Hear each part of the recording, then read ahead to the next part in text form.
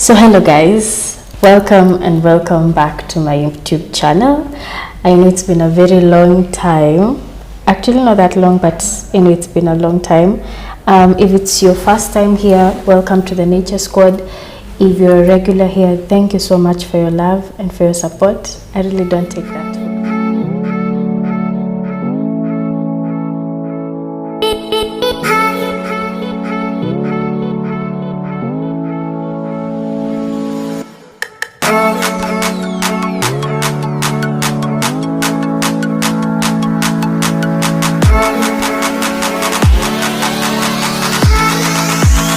So today we'll jump straight to the video.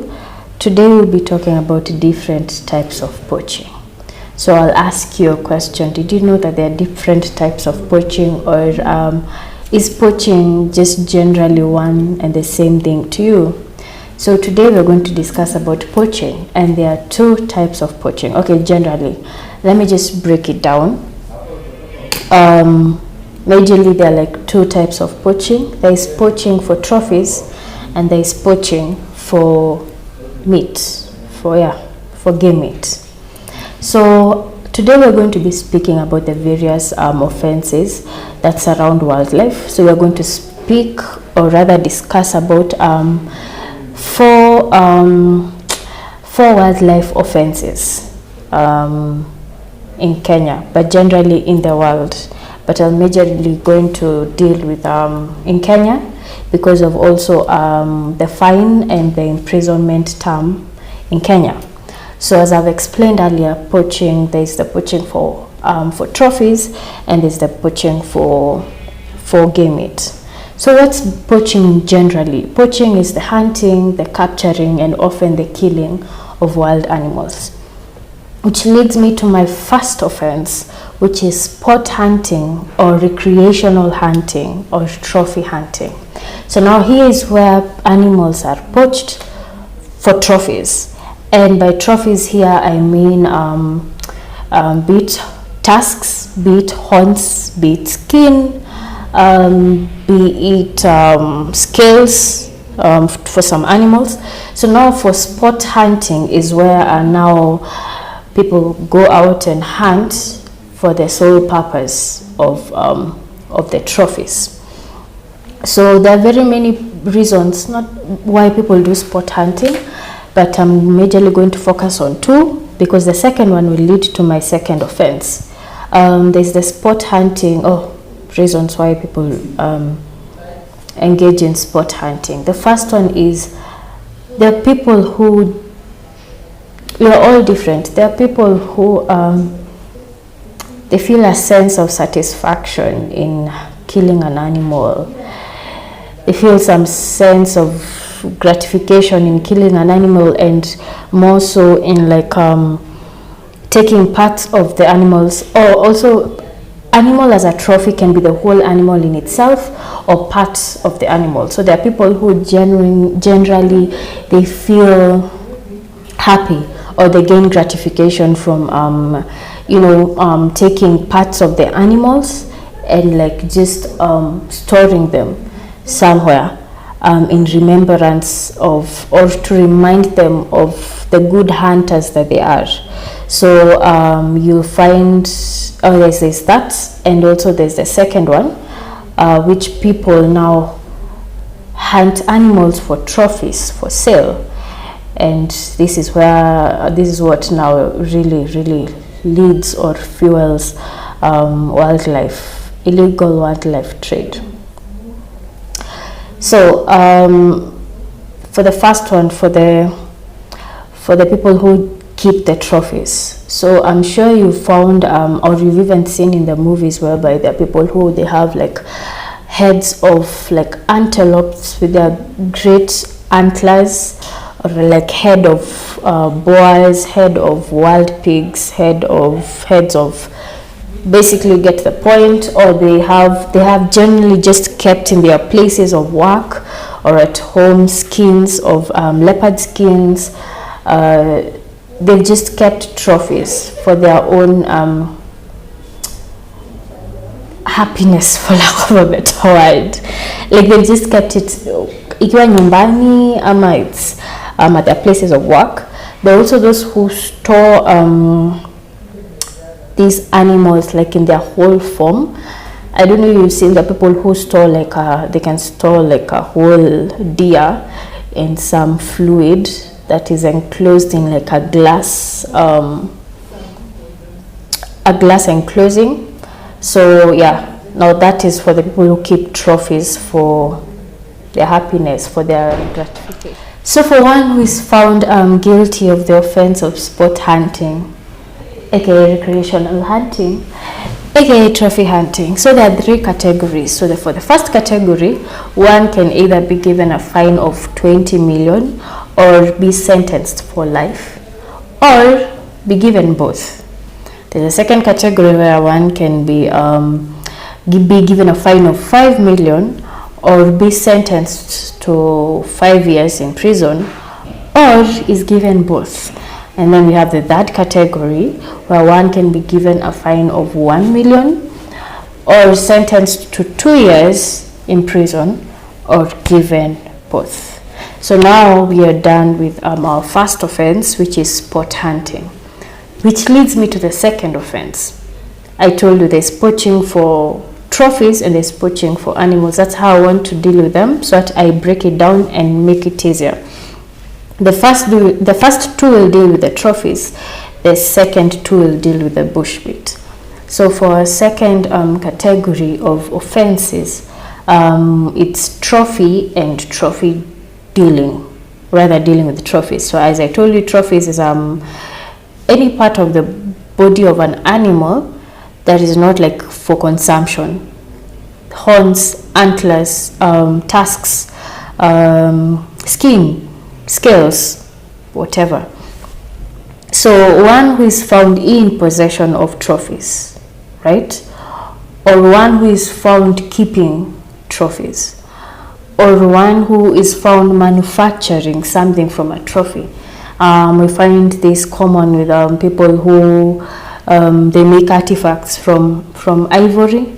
We found how people make bird cages from ivory, pens from ivory, and the worst thing is that this second offense is actually, the first 2 offenses are what really drives the illegal wildlife trade, because it's because of the first that we get the second. And in some cultures, like in Asia, they still believe that some parts of animals, some parts of wild animals rather, are good for medicine. Others, it's a symbol of wealth.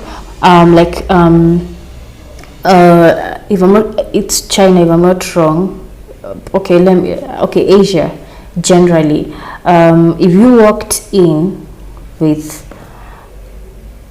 a pen made of ivory to a bank, or just having a bird cage that is made of ivory, you are seen as a prestigious person.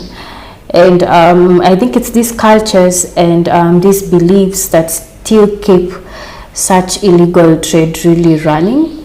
And so being found with trophies and the possession of trophies or manufacturing something from these trophies is also an offense in Kenya. So for one who is found guilty of this offense, one can be imprisoned for 5 years or given a fine of 1 million, or can serve both. So now we are done with our first section, which deals with the trophies. That's the hunting and the possession, and now we are going to go to our second, which is the bushmeat. So now there are people who just generally hunt animals for their meat, and for this we have 2 categories. We have for subsistence use, and we have for bushmeat trade. So for subsistence use, here is where you'll find someone just generally going for the typical hunting and gathering, like how like our ancestors used to go for the hunting and gathering. They would go hunt for deers, they would come back and bring it back to their families. So for subsistence use, this is where one hunts for their self-consumption or for the consumption of the household or the family.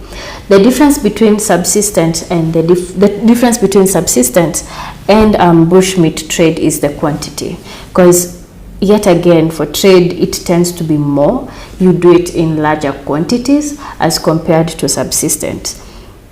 So for subsistence, hunting is also an offense in Kenya, and as I said, it's hunting for self-consumption or for the family. And this offense attracts a fine of 30,000 or imprisonment of 6 months, or you can serve both. So this leads to our fourth offense, our fourth and final offense, which is bushmeat trade. So as I've said, bushmeat trade is now hunting for sale. So people, if you're found in possession or dealing with any meat of any wildlife species, you are guilty of bushmeat trade, and this offense normally attracts a fine of 200,000, or you can be imprisoned for 1 year, or you can serve both. So now one of the issues, or one of the major issues that comes up with dealing with consumption of game meat is usually an issue we call zoonotic diseases. So zoonotic diseases are diseases that are passed from animals to humans. These are diseases that are usually in animals, and they are passed to human beings. Now the problem with zoonotic diseases is that animal viruses versus the human immune system. Our human immune system, for lack of a better word, is not designed or does not function to deal with animal viruses.